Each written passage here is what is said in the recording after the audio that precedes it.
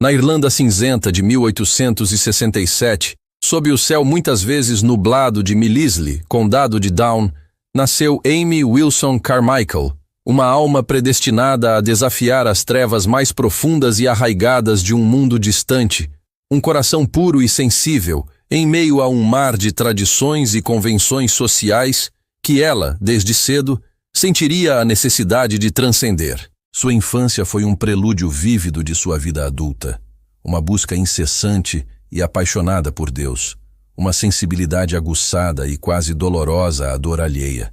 uma compaixão que a impulsionaria para além de qualquer limite.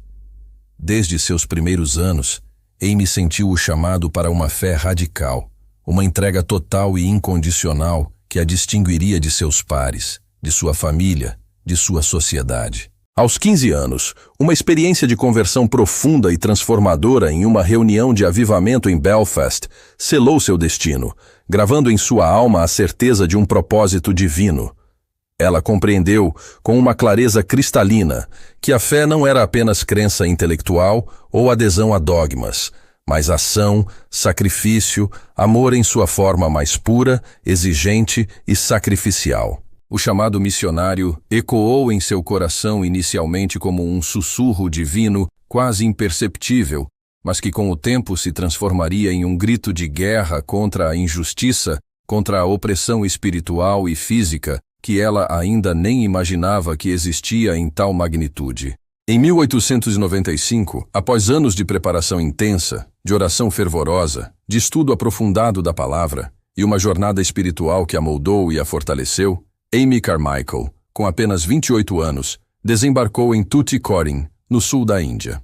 A chegada foi um choque cultural avassalador, um golpe brutal aos seus sentidos e à sua alma. O calor sufocante e úmido que queimava a pele e roubava o fôlego, as cores vibrantes e quase agressivas que cegavam os olhos ocidentais, os cheiros exóticos e por vezes nauseabundos que invadiam os sentidos, e, acima de tudo, a realidade avassaladora da miséria humana, da pobreza extrema e da opressão espiritual que aprisionava milhões de almas em um ciclo interminável de sofrimento e desespero. Ela não veio para construir igrejas imponentes ou converter massas com sermões eloquentes e teologicamente complexos, mas para viver entre os mais marginalizados, os mais esquecidos, os mais vulneráveis, para ser a voz dos que não tinham voz, para ser a mãe dos corações partidos, a protetora dos indefesos. Seu coração já sensível foi dilacerado pela visão das crianças.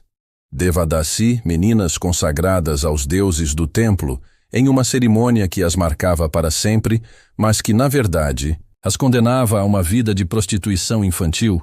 escravidão sexual e exploração brutal, um destino que as roubava de sua inocência, de seu futuro, de sua própria alma, transformando-as em meros objetos de prazer e lucro. O sistema Devadasi, uma prática milenar disfarçada de devoção religiosa e tradição cultural, era um abismo de crueldade que engolia a inocência, um monstro insaciável que se alimentava da esperança e da vida das pequenas.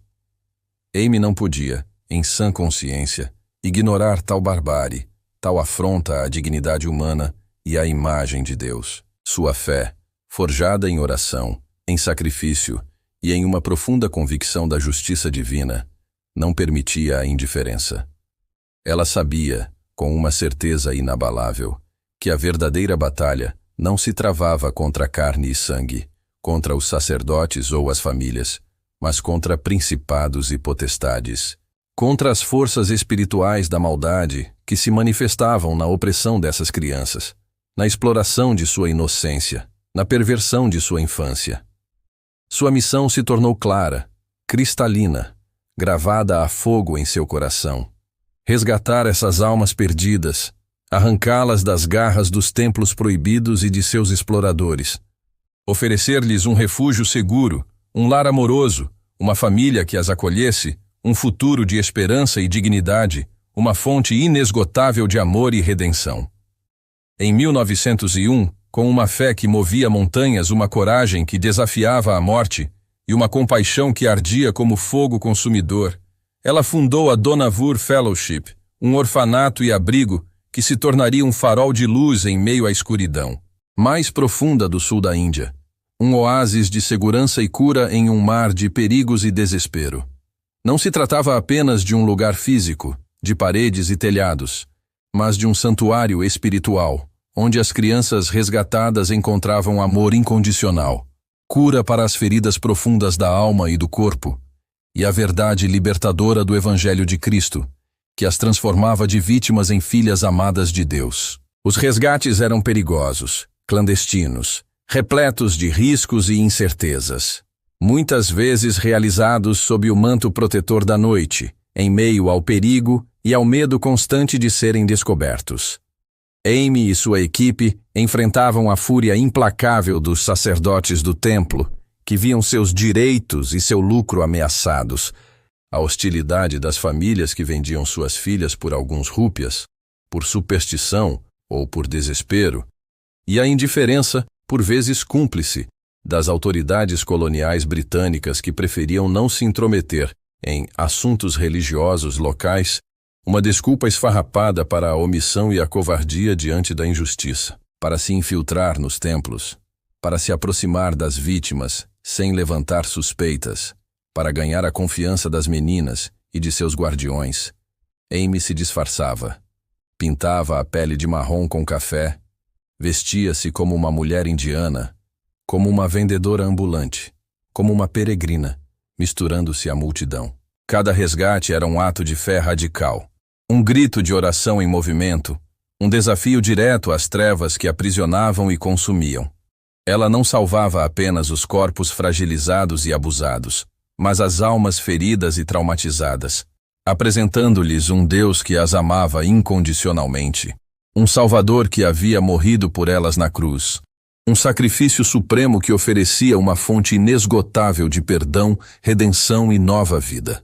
A vida em Donavur era um martírio espiritual diário, um testemunho constante de autonegação, de sacrifício e de uma entrega total à vontade de Deus. Amy e seus colaboradores enfrentavam febres tropicais implacáveis, como a malária e a disenteria, doenças endêmicas que ceifavam vidas e debilitavam os mais fortes, acidentes inesperados que ameaçavam a segurança de todos, e a exaustão física e emocional de cuidar de centenas de crianças traumatizadas, com cicatrizes profundas na alma e no corpo, que exigiam paciência, amor e cura constante.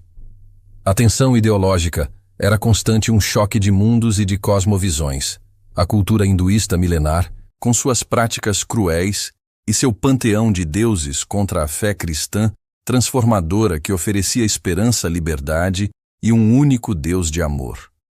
O colonialismo britânico, por vezes, era mais um obstáculo do que uma ajuda, com suas leis que protegiam as tradições locais, mesmo as mais desumanas e opressoras, em nome da não intervenção. Mas em meio a tudo isso, a fé de Amy Carmichael permaneceu inabalável, uma rocha firme em meio à tempestade, um farol de esperança que nunca se apagava. Suas orações eram milagrosas, movendo céus e terra, provendo recursos inesperados em momentos de extrema necessidade, protegendo as crianças dos perigos visíveis e invisíveis, curando os enfermos de forma sobrenatural, desafiando a lógica humana. Ela acreditava que Deus era o provedor, o protetor, o curador, o pai de órfãos e viúvas, e ele nunca a desapontou, nunca a abandonou, nunca falhou em suas promessas. O legado de Amy Carmichael é imenso, incalculável, gravado não apenas nas páginas da história, mas nos corações de milhares de crianças e adultos que foram tocados por sua vida. Milhares de crianças foram salvas do tráfico e da prostituição infantil, encontrando em Donavur um lar seguro, educação de qualidade e, acima de tudo, o amor incondicional de Cristo, que as transformava de vítimas em filhas amadas de Deus, com um futuro e um propósito. A Donavur Fellowship cresceu e se expandiu, tornando-se uma comunidade autossustentável, com escolas que educavam mentes e corações, hospitais que curavam corpos e almas, e igrejas que pregavam o Evangelho, tudo construído sobre os pilares inabaláveis da fé, do sacrifício e do amor sacrificial. O impacto de seu trabalho contra as trevas hinduístas foi eterno, desmantelando práticas cruéis, expondo a verdadeira natureza da opressão espiritual e trazendo a luz da verdade para a escuridão mais densa.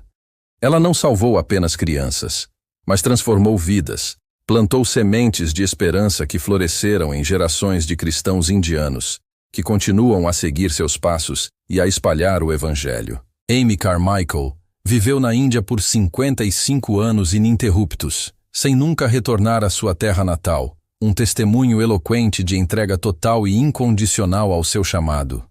Os últimos 20 anos de sua vida foram marcados por uma doença debilitante, resultado de uma queda grave que a deixou acamada e impossibilitada de se mover livremente. Mas mesmo na cama, em meio à dor e à limitação física, ela continuou seu ministério escrevendo livros que inspiravam e desafiavam, orando incansavelmente por sua comunidade e pelo mundo, aconselhando seus colaboradores e as crianças, sendo uma fonte inesgotável de inspiração para todos que a cercavam, um farol de luz em meio à sua própria escuridão pessoal. Sua vitória espiritual foi absoluta, uma vida inteira dedicada a Deus e aos mais vulneráveis. Um testemunho de que a fé é mais forte que qualquer dor, qualquer doença, qualquer limitação física. Ela faleceu em 1951, aos 83 anos de idade, deixando um legado global que continua a impactar o mundo hoje, um exemplo de fé e coragem para todas as gerações. A Dohnavur Fellowship permanece ativa e próspera, um testemunho vivo da fé, coragem e amor de uma mulher que ousou desafiar as trevas e trazer luz, um legado de esperança que nunca morrerá. Sua história é um hino à fidelidade divina, um chamado à ação para a Igreja em todo o mundo, um lembrete constante de que a fé é a vitória que vence o mundo mesmo nas profundezas da escuridão mais densa, mesmo nas circunstâncias mais adversas e aparentemente impossíveis. Ela provou, com sua própria vida, que o amor de Cristo é capaz de penetrar as fronteiras mais fechadas, de iluminar as noites mais escuras, de transformar vidas de forma radical e eterna. Seu nome ecoa como um sussurro de esperança nas prisões, um grito de liberdade nas nações oprimidas, um lembrete constante de que a fé é a vitória que vence o mundo.